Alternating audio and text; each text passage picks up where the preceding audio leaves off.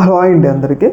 మనందరికీ తెలుసు హిందూపురం ఎమ్మెల్యే బాలకృష్ణ గారికి ఇటీవలే కేంద్ర ప్రభుత్వం పద్మభూషణ్ అవార్డుని అయితే సత్కరించడం జరిగింది. రాష్ట్రపతి గారి చేతుల మీదుగా ఆయన పద్మభూషణ్ అవార్డు అయితే తీసుకున్నారు.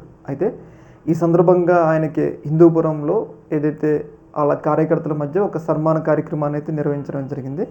ఈ సందర్భంగా ఆయనకి ఆ నియోజకవర్గ ప్రజలు సన్మాన కార్యక్రమాన్ని నిర్వహించారు. అయితే ఈ సందర్భంగా బాలకృష్ణ గారు మాట్లాడిన మాటలు అనేవి వివాదంగా మారినాయి. మనందరికీ తెలుసు బాలకృష్ణ గారు ఏది మాట్లాడినా కానీ ఏదో ఒక వివాదం. మనం గత ట్రాక్ రికార్డ్ చూసుకున్నా కానీ బాలకృష్ణ గారు ఉన్నట్టు మాట్లాడతారు. దానివల్ల ఏమవుతుందంటే ఏదో ఒక వివాదం అనేది ఏర్పడుతూ ఉంటుంది.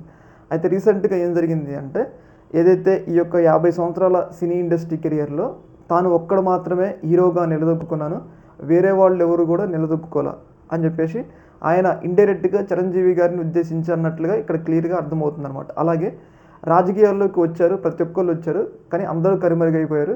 నేను మాత్రం ఇప్పటికీ కూడా రాజకీయాల్లో ఉన్నా, అంటే అటు రాజకీయంలోనూ సినిమా ఇండస్ట్రీలో నేనే ఏకఛత్రాధిపతిగా ఏలుతున్నానని చెప్పేసి బాలకృష్ణ గారు ఇండైరెక్ట్గా చిరంజీవికి కౌంటర్ లాగా మాట్లాడటం జరిగింది. అయితే దీని మీద కొంచెం ఎవరైతే చిరంజీవి గారి అభిమానులు కొంచెం అసంతృప్తిలో ఉన్నారు. ఎందుకంటే అవి ఎవరికి సూట్ అవుతున్నాయి అంటే బాలకృష్ణ గారి ఏజ్ ఉన్న వ్యక్తి ఎవరు అంటే చిరంజీవి గారు.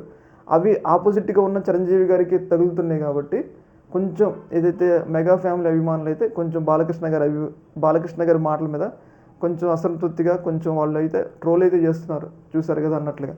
ఏదేమైనా కానీ బాలకృష్ణ గారు కొంచెం ఎక్కడ ఏది మాట్లాడినా కానీ కొంచెం వివాదంగా మారుతుంది అనడంలో ఎలాంటి సందేహం అయితే లేదు. ఈ యొక్క అంశంలో మీ యొక్క అభిప్రాయాన్ని కింద కామెంట్లో తెలియజేయండి. Okay, thank you.